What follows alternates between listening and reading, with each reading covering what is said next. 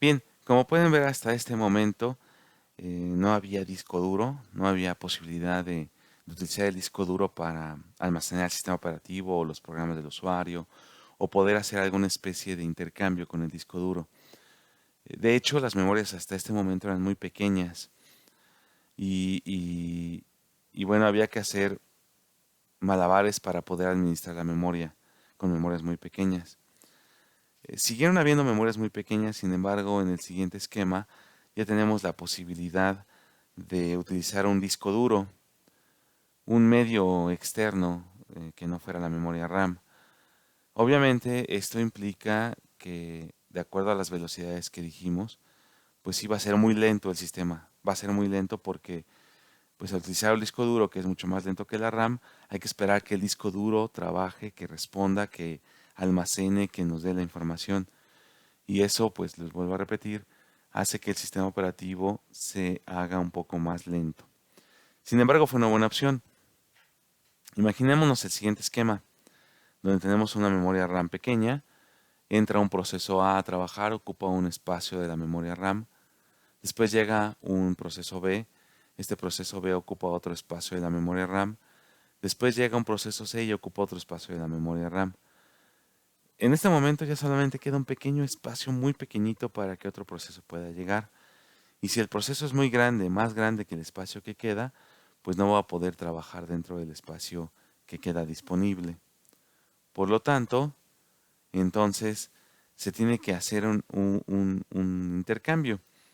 Todo el proceso A se manda al disco duro y se libera ese espacio que estaba ocupando en la memoria RAM.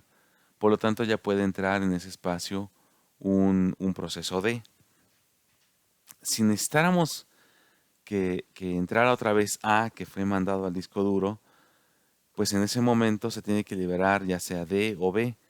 En este esquema se libera B para que vuelva a entrar A y así sucesivamente. A eso se le conoce como intercambio. Se manda todo un proceso completo al disco duro para que pueda otro proceso ocupar el espacio que previamente estaba ocupando ese proceso que se mandó. Se le llama intercambio o también se le conoce como swapping.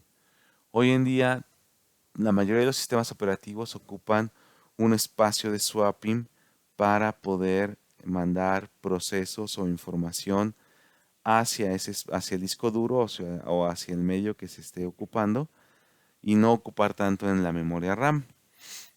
Por ejemplo, Linux ocupa una partición de swap que siempre debe de ser el doble de la RAM para que sea eficiente.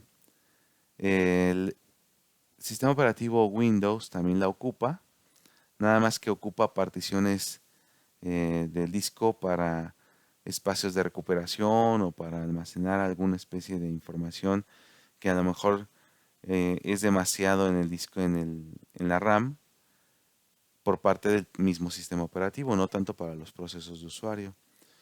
Y Mac, al ser un sistema operativo tipo Unix, también lo hace. Bien, hoy en día también los sistemas operativos móviles ocupan un espacio en las memorias SD para almacenar información que pudiera ser irrelevante o innecesaria siempre tenerla en la memoria RAM, la memoria interna del dispositivo. Bien, también aquí hay que decir que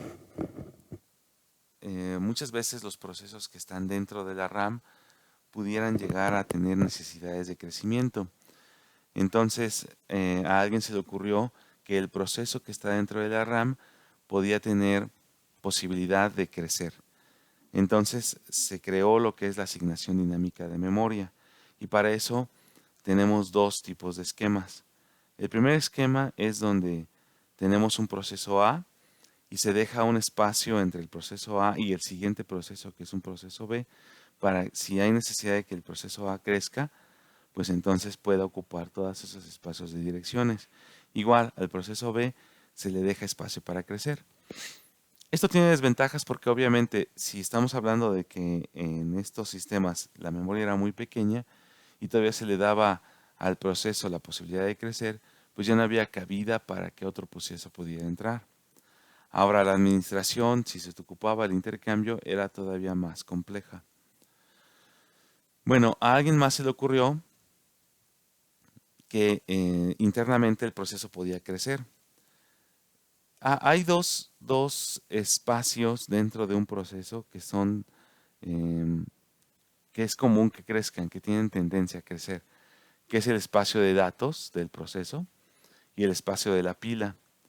Entonces, em, intermedio entre estos dos espacios de datos y de pila, se deja un espacio para que pueda crecer el proceso. Y si la pila necesita crecer, entonces la pila es la que crece. Y si los datos tienen que crecer, los datos son los que crecen. Aquí la programación del sistema es un poco compleja porque los datos, si bien crecen normalmente hacia arriba, la pila tiene que decrecer en las direcciones. Es decir, la programación de cómo crece la pila y cómo crecen los datos, pues es distinta entre sí. Lo que hace que el sistema operativo tenga una mayor complejidad a la hora de establecerse, de programarse. Sin embargo, ambos son buenos esquemas. Hoy en día que tenemos memorias más grandes, se siguen utilizando. Bien, para hacer la administración de los espacios que están ocupados en memoria y los espacios que no están ocupados en memoria, tenemos dos tipos de esquemas que sí se siguen ocupando el día de hoy. Uno se llama mapa de bits y de una vez les voy adelantando, el otro se llama listas enlazadas. El mapa de bits, como su nombre lo dice, es un mapa, un simple mapa donde se van almacenando unos o ceros, dependiendo si está ocupado o no está ocupado el espacio dentro de la RAM. Para esto tenemos que saber que cada espacio al cual hace referencia el mapa de bits se le conoce como unidad de asignación. Esta unidad de asignación no es un bit, está formado por, pues desde algunas cuantas palabras hasta varios kilobytes. Por ejemplo, Linux ocupa ese espacio de asignación en el orden de 512 bytes o puede llegar a ocupar a veces hasta 1 kilobyte o en algunos sistemas sí puede ocupar hasta 4 kilobytes. O sea, no son unidades de asignación muy grandes, pero tampoco son muy pequeñas. Les vuelvo a decir, la unidad básica de asignación de Linux es de 512 bytes. Si la llegan a ver como 1 kilobyte, también es común ocuparla. ¿Eso qué quiere decir? Que cada bit que tenemos aquí en el mapa de bits, cada bit de aquí, está apuntando a cada unidad de asignación de 512 bytes o de 1 kilobyte. Entonces aquí quiere decir este 1 que el primer espacio de la RAM destinada para los usuarios está ocupada. O sea, los primeros 512 bytes están ocupados. Los siguientes 12 bytes, 512 bytes están ocupados. Los siguientes 512 bytes están ocupados. Y así sucesivamente. Hasta que llegamos a un punto en el cual hay un espacio de 512 bytes, otro de 512 bytes y otro más de 512 bytes. Por si hay algún proceso que quisiera ocupar un espacio de 3 unidades de asignación. En este caso tenemos un proceso A que está ocupando 1, 2, 3, 4 unidades de asignación. Tenemos un proceso B que no está consecutivo, está hasta la unidad 8 de asignación y está ocupando 1, 2, 3, 4, 5, 6 unidades de asignación y así sucesivamente. En el esquema de las listas enlazadas es algo similar, nada más que en lugar de manejar mapas de bits, se manejan listas donde cada elemento hace referencia a si hay un proceso, esta P es de process, o si hay un hueco, esta H es de hole, o de hueco. Y lo que dice este 0 es el inicio de donde comienza este proceso, en este caso este comienza en 0 y tiene 5 unidades de asignación. El siguiente es un hueco que empieza en la unidad de asignación 5 y tiene 3 unidades de asignación como hueco y así sucesivamente.